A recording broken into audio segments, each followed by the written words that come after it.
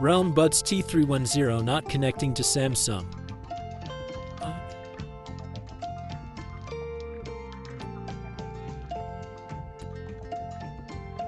If the Bluetooth earbuds device is not showing up, then reset your Bluetooth earbuds device.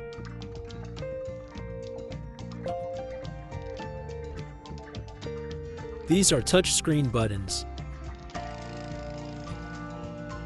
Press and hold the touchscreen button on the earbuds for 10 seconds.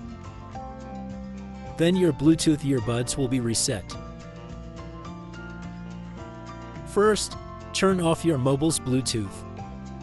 Then turn on your mobile's Bluetooth again. Now your Bluetooth device is showing up on Samsung. Now connect to your Bluetooth device and enjoy the music.